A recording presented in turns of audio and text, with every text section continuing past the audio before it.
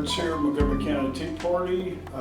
We are here with Mr. Bob Milner. He's running for Township, position 7. And with me is Larry Rogers, James Spires, Dennis Tibbs, and Pat Tibbs. And Bob, as we had talked about a little bit earlier, if you want to kick this off with up to a 5-minute opening, this is your time. Thank you, sir. Thank you for giving me this opportunity to talk to all of you. So I'm Bob Milner. I'm running for the Woodlands Township Board, position 7. My wife and I have lived in Creekside Village in the Woodlands for 5 years. We lived in the Woodlands for approximately 10.5 years prior. Our jobs took us to South Florida and to Southern California, but we also always kept a property here. We always considered it home and always planned to come back. So we were very blessed when we had the opportunity to come back in 2014. I've been married to Teresa for 25 years. I have 4 children, 2 grandchildren. I currently own several businesses in the Woodlands and businesses outside of Texas, and I also am a professor of entrepreneurship at South Houston State University. I'm running for the Township Board. I guess one reason is people have asked me to run for the board for several years, and I don't consider myself to be a politician. And as I began to talk to people, I began to understand that politicians is not what we really need when you serve a community like this, especially in a volunteer position. It needs to be more about what's right for the community. So honestly, I prayed about it a lot, and I had a lot of people praying for me. And I was telling someone at the MD Anderson grand opening earlier tonight, I made my final decision at 3 o'clock on Monday morning. I had prayed about it over that weekend and had felt that's where God was really trying to steer me, but I was trying to ask him for like a really solid sign, like a meteor in my backyard or something. And at 3 o'clock in the morning, 2 of our little dogs had to potty. I went outside with them. I'm sitting outside in our outdoor area in a chair, and I was praying. And I just got a really strong peace over me that, yeah, this is, you do this, and I'll have your back. So I went to Sound that day. I taught in the morning. I had a faculty conference in the afternoon. I drove down and filed at 5 minutes to 4 on the last day of filing.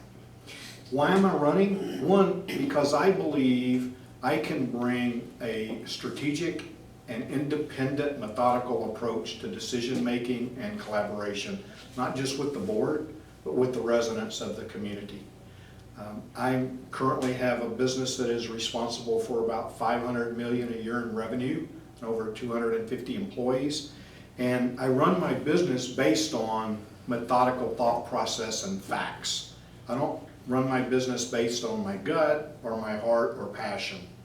I let the numbers, the facts, the data kind of tell me what is the right thing to do. And I believe we're going through a very interesting period for the township that is going to determine not just our future, but our grandkids' kids' future. And I think we need to go about this process in a way where we think about what's right for protecting what we have. So I think the other thing that I have to offer is I've served in the Woodlands on over 11 nonprofit boards. Actually, I think it's 14. I currently serve on 7. And I've also been an advisor to many nonprofits in the Woodlands. I do strategic planning consulting also, and I've helped Interfaith and several other large nonprofit organizations in the community develop their strategic plan. And I just feel like, my wife and I have been able to be a connector in the community and build relationships across, pretty broad range of beliefs. I own an animal rescue. Quite honestly, most people in animal rescue are quite liberal, but because of the trust they have in me in decision making and caring about things, I have a lot of them have said they support me regardless of who's running against me. But I'm also a Christian and a very fiscal conservative. I believe in as small a government as you can have to accomplish what you need to accomplish. I believe in zero-based budget process. It's the way I've run my business for 20 years. I was very excited to hear Chairman Bunch announce that beginning next year they're going to use a zero-based budget process to the budgeting process. I also believe that as representatives of the people's money, we have a fiduciary responsibility to manage it for them well and affect it. I think that we need to manage things, unless you're in emergency situations, to an effective tax rate. I think that we need to learn how to manage on a budget just like homes in the Woodlands do or businesses do. So I think that's just some of the reasons why I chose to run and what I believe are the qualities I have that make me a quality candidate to run. Okay, great. Well, thanks again for coming in. Appreciate that, Yes, sir. sharing that with us. In regards to incorporation, you said you believe there's much work left to be done to fully understand the gravity of what's going on. Do you know how far we are in the process? And you said you're kind of a numbers guy. Do we have enough numbers there now to make decisions on moving forward towards incorporation, or is it just not there yet? As of last night, I don't believe we're there yet. I believe we're probably 55 to 60% through the process. We focused on most non-law enforcement, non-critical care, and they still don't have what you would call a final municipal plan. They've asked their consultants to go back as of last night and look at some things so they can get more detail for them. I think we're getting close. And one of the things that I like about the incorporation process that I think is anti what people are saying about it is they're taking a very conservative approach. So what I mean by that is when they look at the potential cost of incorporation, they're making the decision to choose the higher of most options. And when they're looking at the revenue side of what you gain from incorporation, they're choosing to be conservative on the revenue side. I would say that right now I would say I'm open-minded to in favor of it because I believe at some point we need to protect the boundaries of the Woodlands from outside influence that doesn't care a lot about the Woodlands. But I want to have enough information to be able to make a decision because I don't want to do something that's going to be financially damaging to the community or the residents. I don't want to compromise services. I don't want to compromise what Mr. Mitchell created the Woodlands to be, which is a place where people can live, work, play, and pray. And so I think, we're moving down a path to put us in a position to do that, but we're not quite there yet to show the residents whether it's the right thing to do or not. And to me, that's what's most important. At the end of the day, I would represent 119,000 people, and I'm one of them, right? So I believe my responsibility, if I'm elected, is to the people. And I've been around to a lot of community association meetings, charity and community events and galas, and I think, people are looking for direction for the Woodlands. They're looking for protection for the Woodlands, and I think they kind of feel like they've lost some control of what's happening to the Woodlands. Okay. Larry? First question, an experimental professor, and you led off with this. Explain that to me. I don't have a doctorate. Oh, okay. So if you don't have a doctorate, you actually can't be a full professor at Sam Houston State. Gotcha. So I have an MBA and I've completed 1 year of my studies towards a doctorate, but because I don't have a terminal degree, then I'm considered experimental. Also, part of that is they kind of created that title because I teach from an experiential perspective, not a theoretical perspective. I actually don't use any books in any of my classes. I use articles, I use TED Talks, and I use experience. I bring a lot of people in from outside academia who are business people who have done it to talk to my class about the challenges they've gone through and how they built the business and scaled the business and overcome 2008 and 2009 and come out of it stronger. So that's the way, my approach to teaching. Awesome. You said about 7 boards that you're on. Give me 3. So I'm on the board of directors of VEL, the Chamber of Commerce. I'm on the Development Advisory Committee for Interfaith. I'm on the Leadership Advisory Council for Memorial Hermann Hospital. I'm on the board for Canopy, which is the Cancer Support Center at Memorial Hermann. I'm on the board of HEART, which is my animal rescue. I'm on the board of Montgomery County Crime Stoppers. There might even be one more in there somewhere I missed. All right, thank you. You mentioned zero-based budgeting, and I'll talk about that first, ask about that first. And what you teach about zero-based budgeting, the one big difference we would expect from the regular budgeting process. I mean, the regular budgeting process, they start with what they spent the year before. Right. And it's a question of, do they need as much or do they need more? Usually they're going to say they want to need more. Zero-based budgeting, though, the premise would be that a particular department's budget would fluctuate or could fluctuate wildly, or significantly is probably a better way to put it. Is that correct? Well, the way I use zero-based budgeting in my business is I know I have certain fixed costs, right? I own my Well, property. if I may, will that differ from not doing zero-based budgeting? The end result, how does it differ? Well, I think one of the things that differs is I think that departments have a responsibility to go back and justify headcount that's not emergency related, things like that. I think you need to always justify where you are, because there's always, with technology being introduced every 3 months into our environment, there are times when you can find efficiencies and may not need as many people to do something as you do today. So you expect the end result to be lower budgeting? Not always, but I can say from my business perspective, the last 5 or 6 years, my budget has been smaller from a non-fixed, meaning rent, utilities, insurance.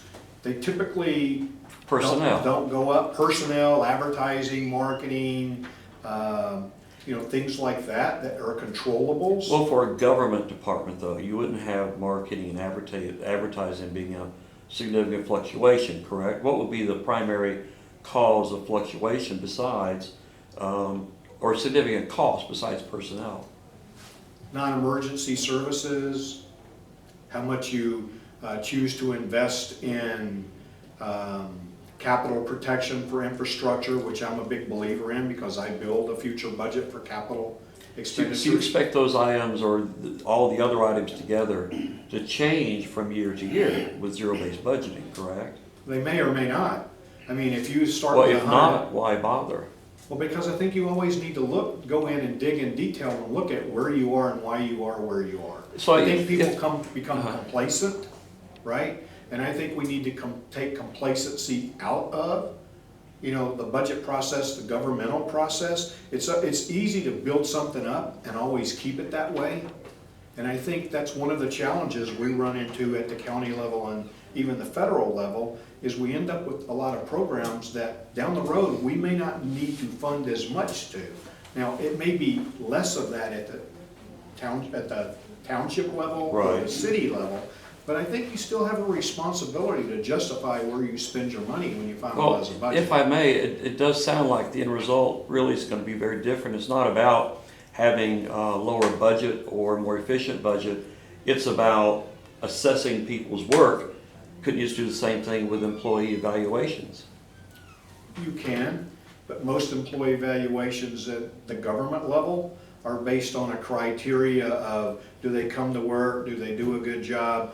I don't know that any of them really go back and look at, do we still need that job? So Am I once explaining again, that it's correctly? kind of like you're fluctuating between, it's to help the people, the employees do their job better, and the other option being, we're going to be cutting employees, which is, No, or that's both, not what or I'm what? trying to say. What I'm trying to say is I think we need to justify each year where we are with our controllable expenses. I'm not trying to get rid of people, I'm looking for efficiency. Are there any right now you feel aren't justified? In the township budget? Correct. No, not right now. So the reason I say all this is because if zero-based budgeting has no impact, who cares? And that's what I'm kind of hearing so far. If it does have an impact, where you have each department basically having their entire budget or a significant portion of it up in the air, then the question is, how do you keep employees if they don't know from one year to the next if they're still going to have a job? That's a good question. But That will definitely if you have affect 20 morale, people right? cutting grass today, and lawnmower technology changes next year that allows you to cut grass faster, a larger swath, still get it all cut, and now you only need 18. Do you still want Well, to keep 20? What's Or the would you- practical application for the Woodlands, though? Well, I don't know that it is, but I think that if we are looking at a budget, we have a responsibility to verify everything that's in that budget, and some of those things you need to start at zero and build. That's what I'm talking about when I talk about zero-based. For instance, in my business, I take all of my non-sales operations and I say, if I were gonna do the business I'm doing today, what do I need to do it, right? Because sometimes we get comfortable and we end up with spending too much money on certain equipment or spending too much money on the car wash or different things. And that's not the same as a township, but the concept is the same. I think we have a responsibility to look at our budget and say, we've gone back and looked at, if we were to do this today, what would it take to do it? And yes, where we are is where we should be. And I think, you know, as a resident, I would like to know that they're looking for opportunities to be more efficient with my tax dollars. And I think many residents would. I know it's been a major conversation at the Commissioner's Court during different budget planning processes about taking certain components of it back to what's called in theory zero-based. It doesn't necessarily mean you have to start over, but I think you got to go back and justify. I have more, but I'll wait. Okay. Good. Thank you. So you have a number of businesses and at least 7 boards, and you teach, and maybe you're still working on your PhD. I'm actually in a sabbatical right now. Okay, good. You need a rest. So how are you gonna have time for another board like the township? Well, most of my businesses, I have good people running them. So all of our car dealerships we own out of state. I made someone a managing partner for me who used to work for someone who worked for me, and he runs the operations of those businesses. I provide oversight from here. My wife is the CFO of all of our businesses, so I provide oversight. And we have a proprietary software system that we had developed that looks at financial information and performance data, and I use that to tell me the health of the business.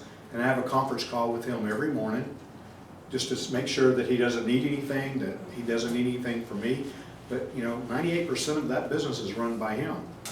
I own, 2 businesses here in the Woodlands, and by own them mean I'm the money behind them, but I don't work in them and run them. Now, I have financial oversight, I have strategic planning with them, which we do several times a year, but they don't take up a lot of my time. My wife and I own some real estate, that doesn't take up a lot of my time. I teach about 8 hours a week, and I spend about another 10 hours a week at the university. I don't think that would be a conflict with serving on the township board. How often do these other boards meet? Once a month or once a quarter. Do you I'm have on the conflicts? pavilion board too, Yeah. so we meet once a quarter. So And you, we meet at 7 o'clock in the morning. okay, so you don't normally have a conflict with any of those 7? No, sir, not yet, because they tend to meet on either a quarter or once a month on a different Friday or a Tuesday morning. Most of the boards I sit on meet at 7 a.m. and are finished by 8:30, so they have no real impact on the rest of my day.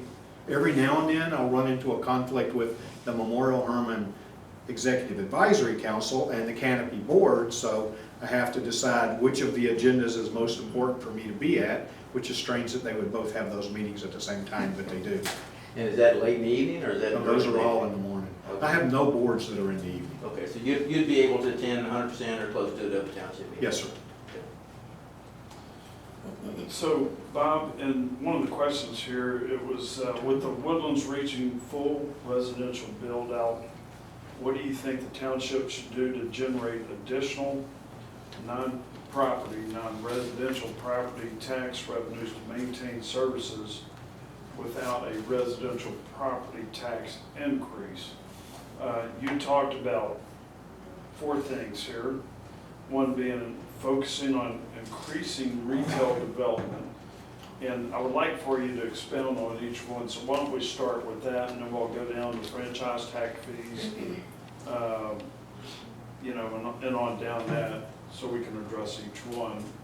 And how you would go about implementing that to raise money from that. Because I think we're kind of built out here from a business standpoint in the Woodlands.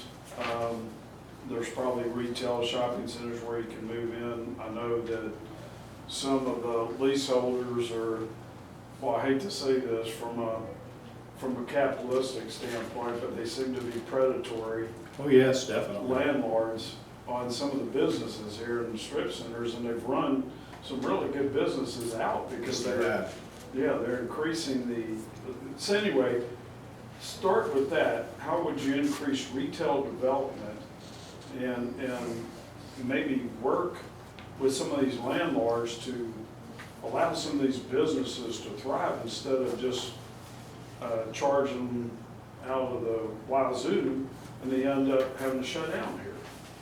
Well, I mean, it's a difficult thing because if you don't own the property, you can only, work with them to try to improve it. I think we still have about 27% opportunity left in the Woodlands for commercial and retail development. And I think a little over 1% for residential. So, pretty much residential is done, right? So, but if you look at the entertainment complex that's being built in Creekside, that's going to have the movie house theater where they serve food and alcohol at your seat. I think there are examples, if we were even to look at the model of Shenandoah and what they've done with entertainment development, I think there are some things to learn from them. I've been to Plano a lot, and they develop a lot of retail entertainment within their different facets of the community to create tax revenue, to create franchise fees, to use the name, and things like that. So I think that's one thing that we can do. I think we also need to look at what are the right type of businesses to go to attract to come here that aren't going to be as internet competitive. I have a guy that I invest some money with, and he builds strip centers, and he won't let any business come into a strip center that has competition from the internet. So his businesses are a lot of service businesses or restaurants, and he has very low turnover, as far as lessees in his strip centers, because they don't have the competition that people who compete against the internet. Right. If you look at, Morgan Street, they've had a lot of businesses change in and out of there because a lot of it is e-commerce competition. Sure. Also, it's because, I think to remodel the facility, they created some rent structures that maybe some restaurants couldn't survive in there. I know LeVure tried to open, they had to close. They couldn't afford the rent. You had the Counter Burger, which you go to any other city in America and a Counter Burger is packed. But that Counter Burger struggled both, I think, from a brand awareness, and I talked to the guy, and his lease was very expensive there for a burger restaurant. Mm-hmm.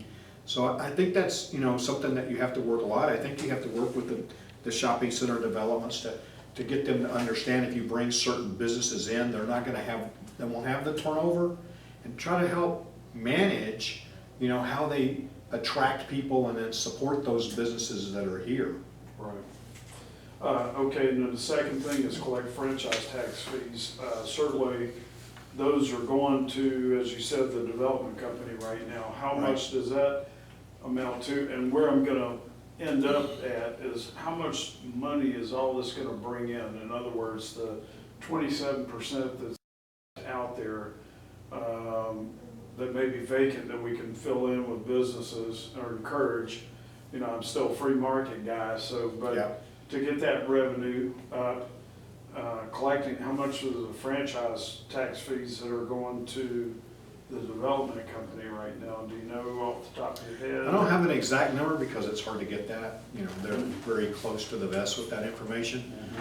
But I think it's running somewhere between 4 and 5 million a year, right? Okay. For instance, if you look at the Del Webb over 55 community that's built, they advertise the Woodlands. They paid Hughes quite a bit of money to put the Woodlands on there, but then they advertise that they have Conroe taxes, right? And they're actually in Conroe, they're not in the Woodlands, but they paid to use the name. When we built the Mercedes dealership here, we had to pay to use the name, the Woodlands, in our name.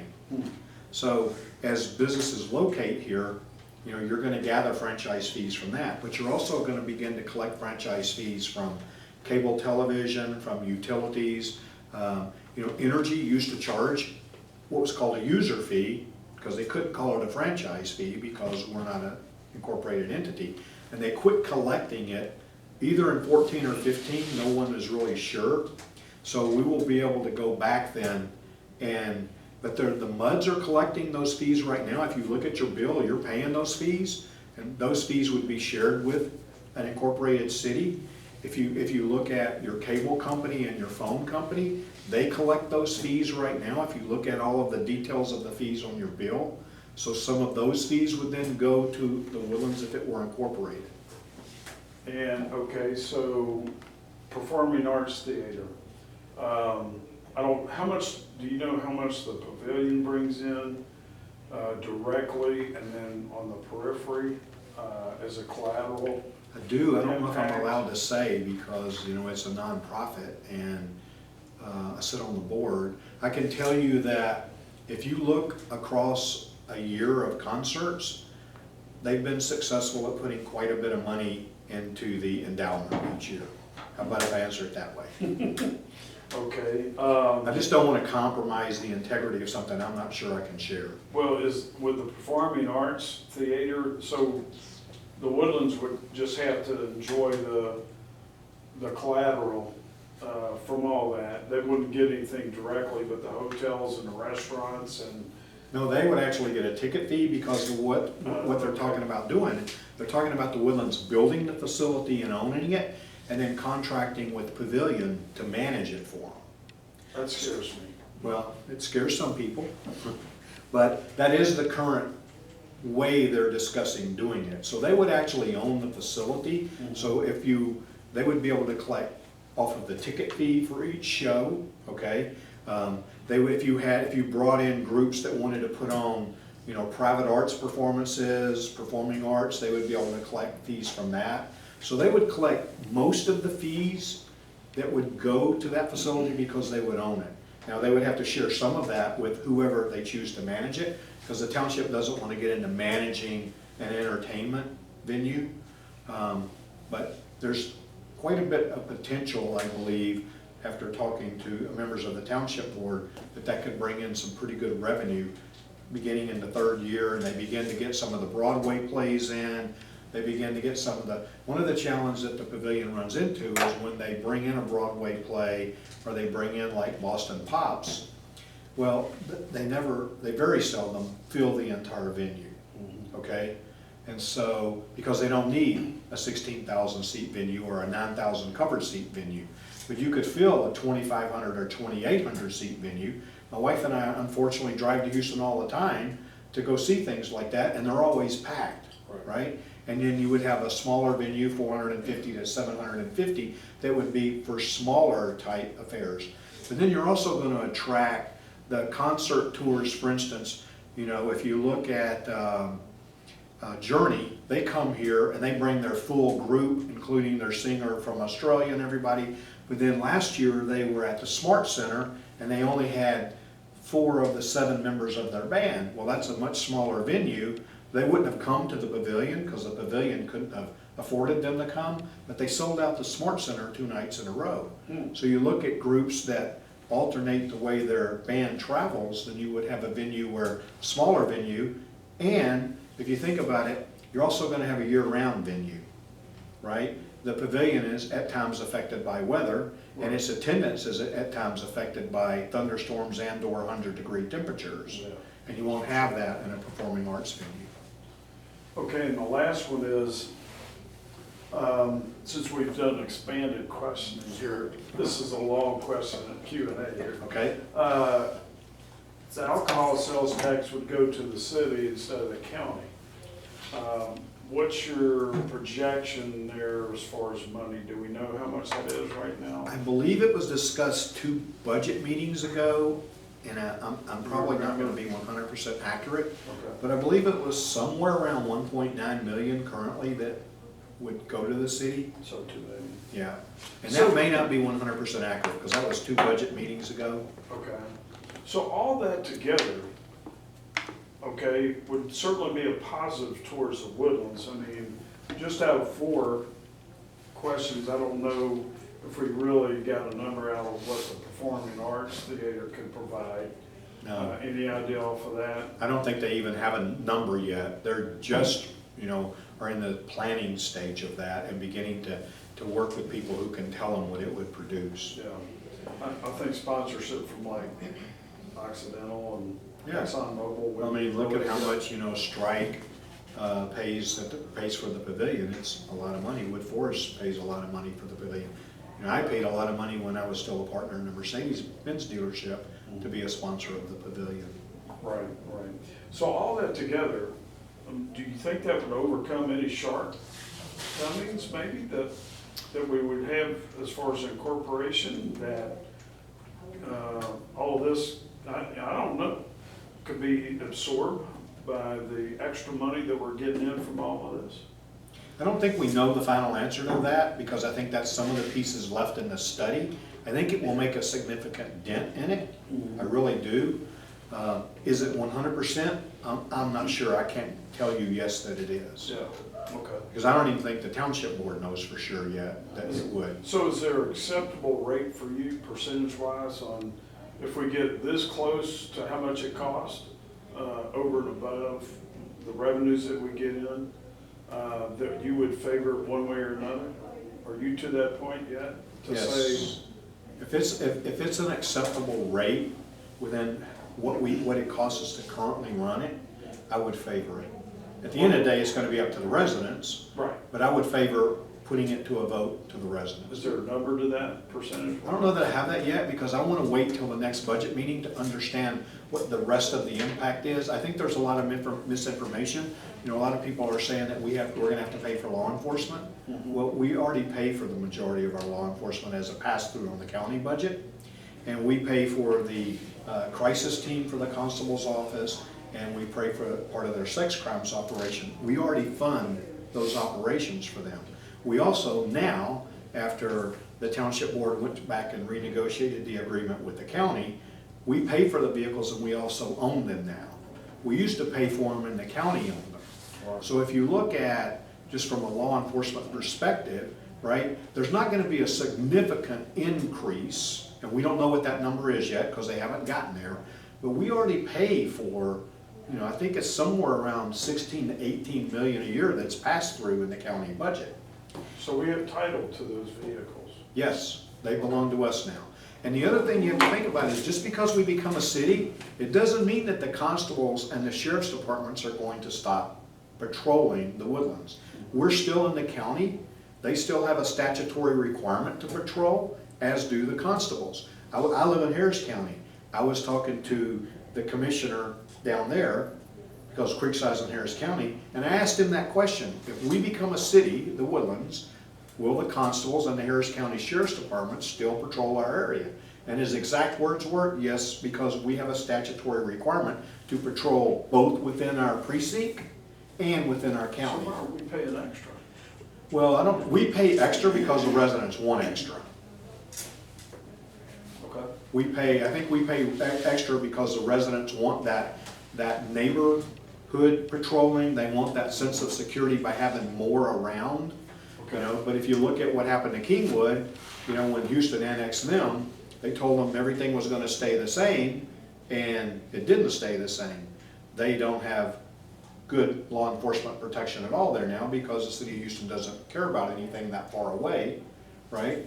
And so, but, you know, we would still have service from the sheriff's department and the constable's office. But our understanding is they would not be able to do anything to enforce city code. No, they can't enforce city So, code, and we a lot can't they enforce won't be city able to code do. today anyway, Yeah, exactly. right? So, No, but they would still patrol, they could still participate in investigations, in accidents, just like the state troopers will go to a call in the Woodlands if necessary, right?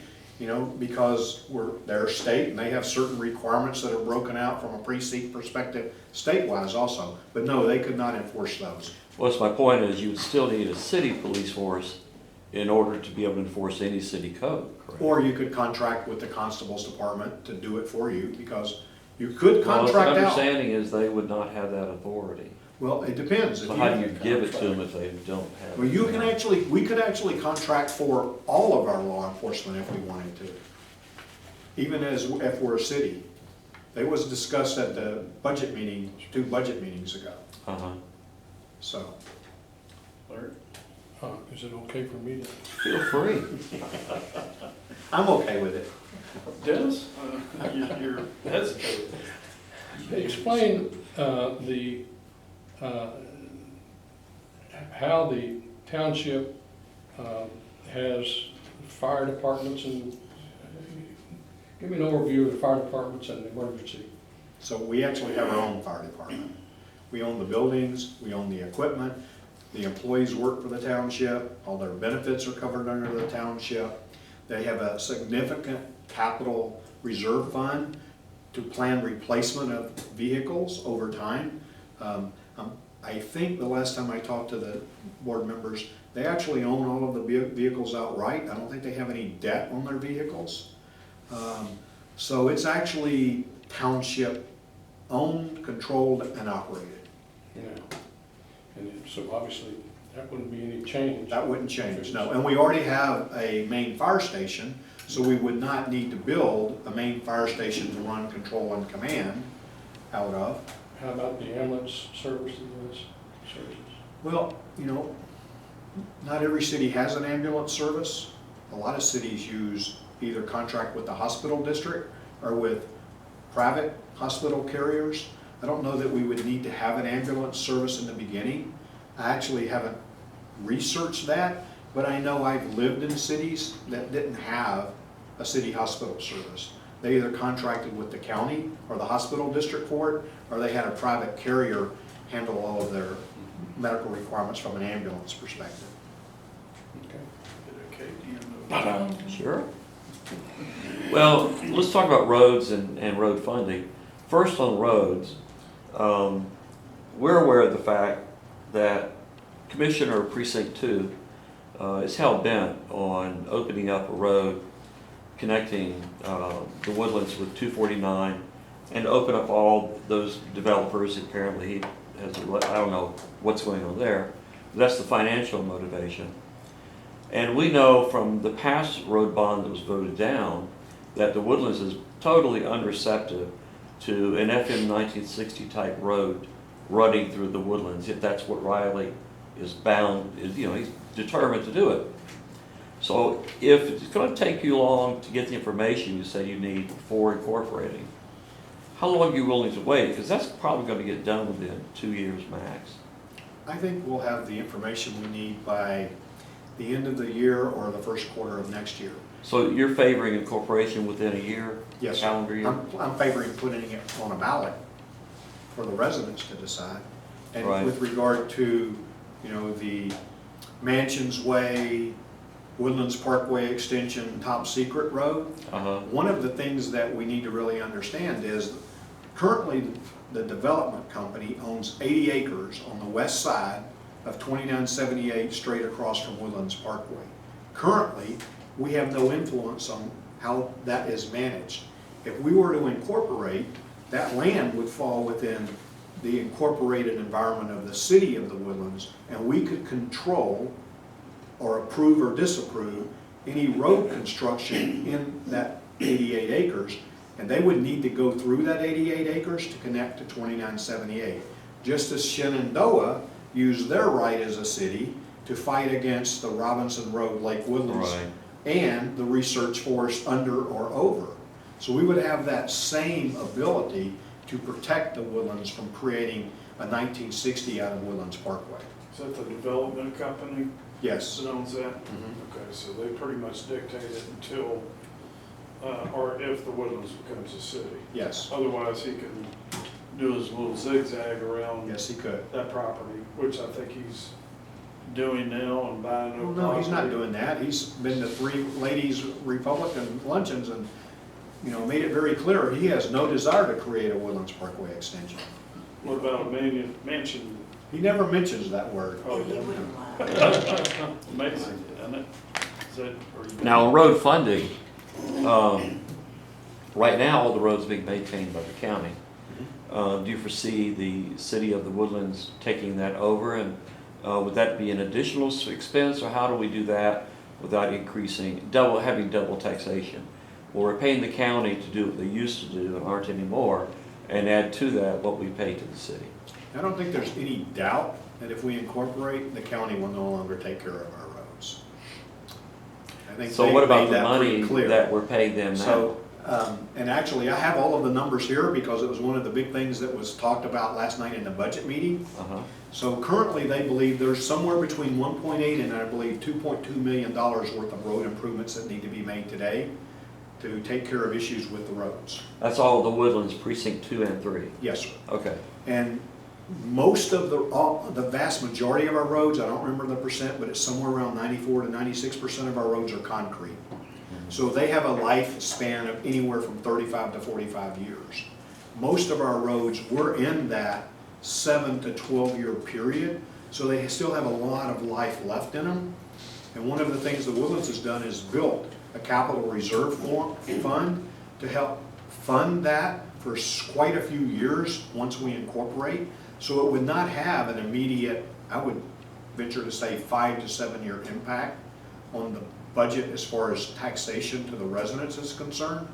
But as you begin to look at then road development through growth, typically those type of road development are handled through bonds, as opposed to raising the property tax to support road development.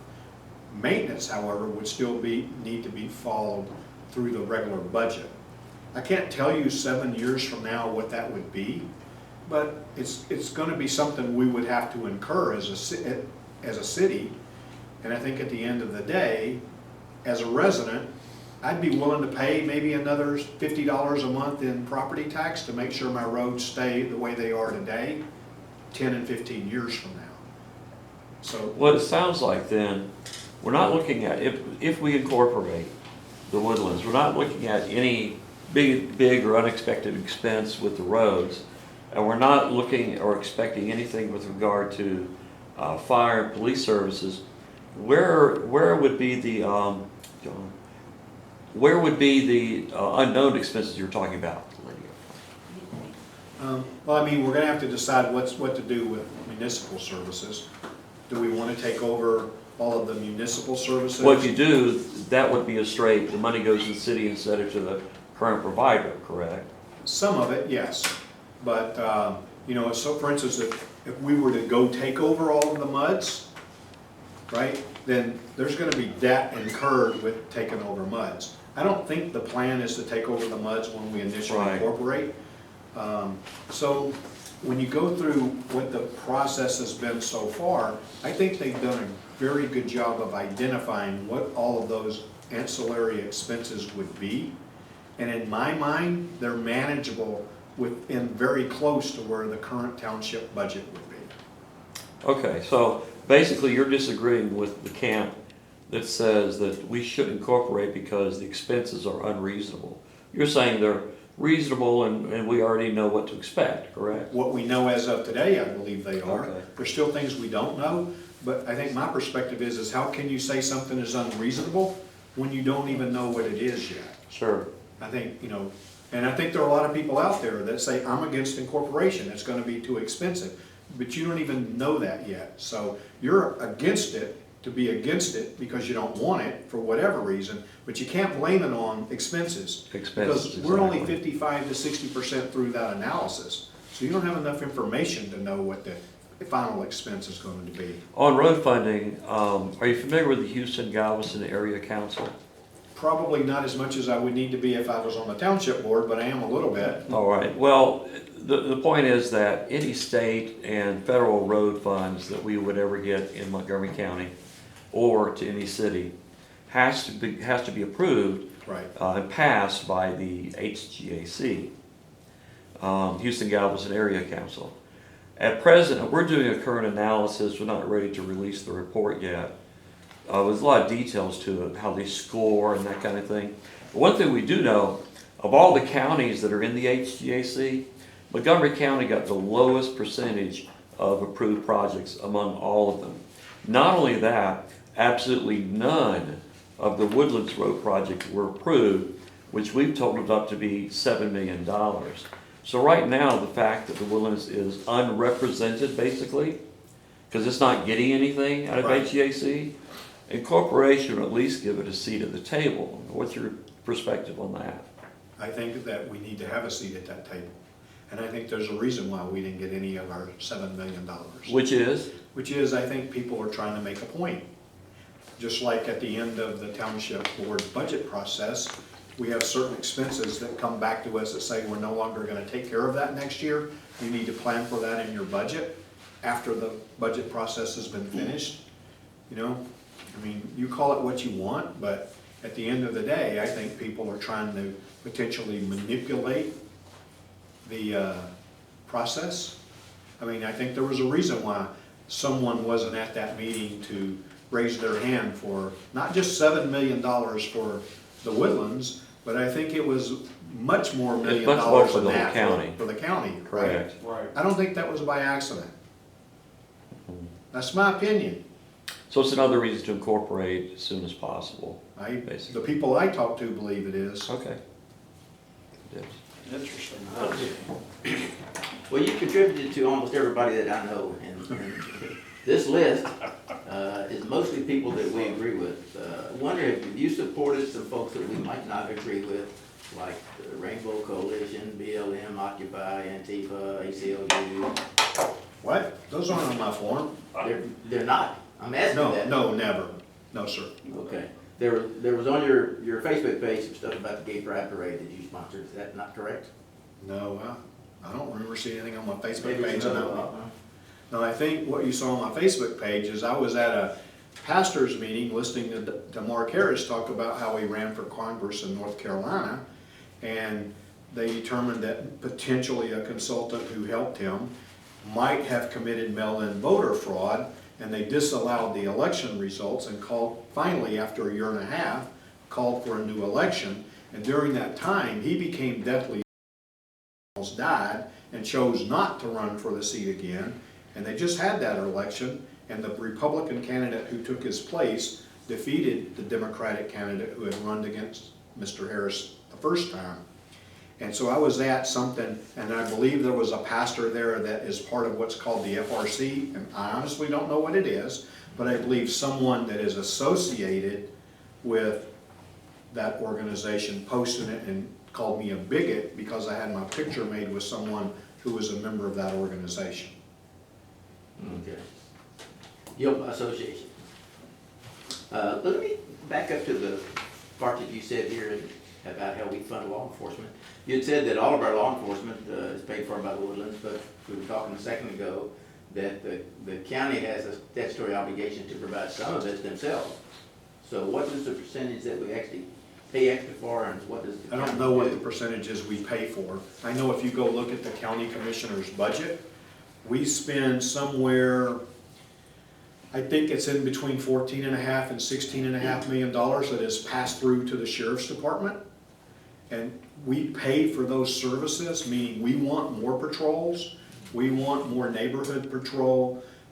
We help fund the crisis team for the constable's office, so we pay for that service. I don't know the exact amount of money we pay him for it, but I've had that confirmed by the constable himself. Precinct 3, Constable, Precinct 3? Yes, sir, Constable Brian Gable. Gable? Yes. So I don't know the exact amount, but I know a large portion of law enforcement we currently pay for, and we also pay for those vehicles to support those services.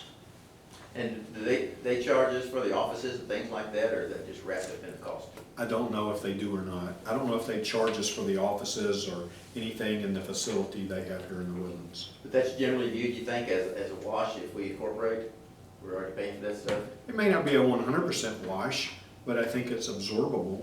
Okay. I don't think the residents are gonna wanna compromise the safety of the community and say, I don't want what I already have.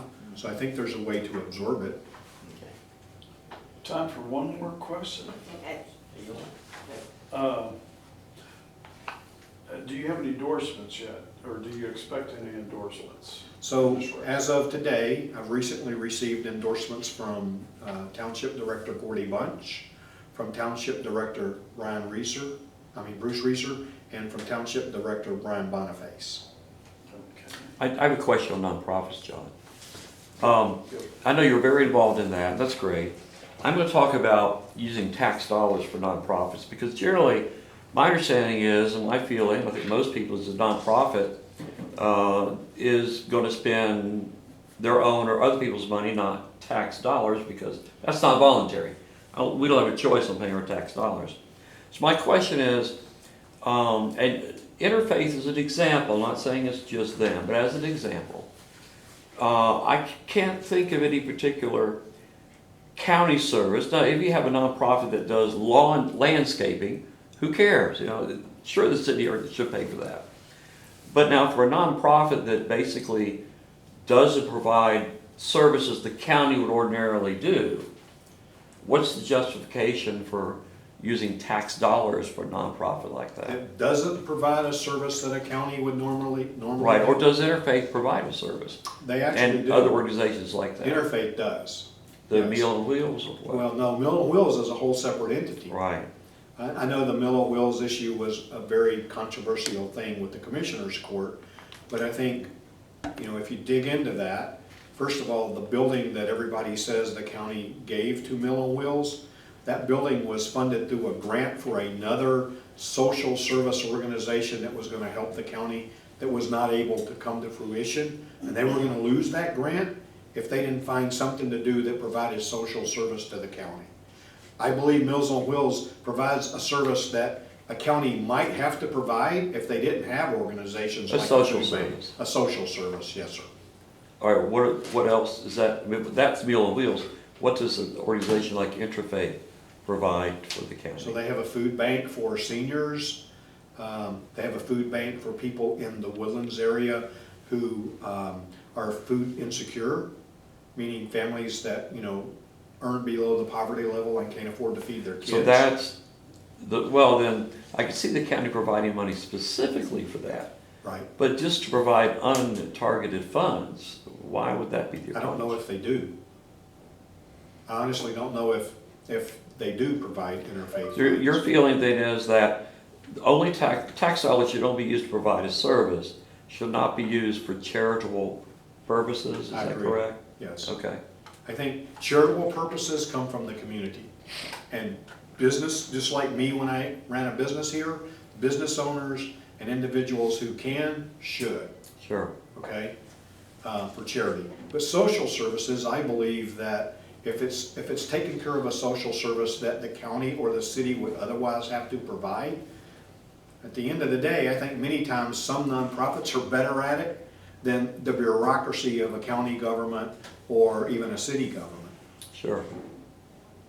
Thank you. Yes, sir. We're about out of time, actually. If you'd like to conclude with up to 4 or 5 minutes in closing, you I can would do just that. say thank you for the opportunity. You know, I certainly would love to have your endorsement and your support. And, you know, again, I'm Bob Milner, and I'm running for the Woodlands Township Board, position 7. And thank you very much for giving me this chance to talk to you. You bet. Thank you for coming in. Yes, sir. Good luck with your campaign.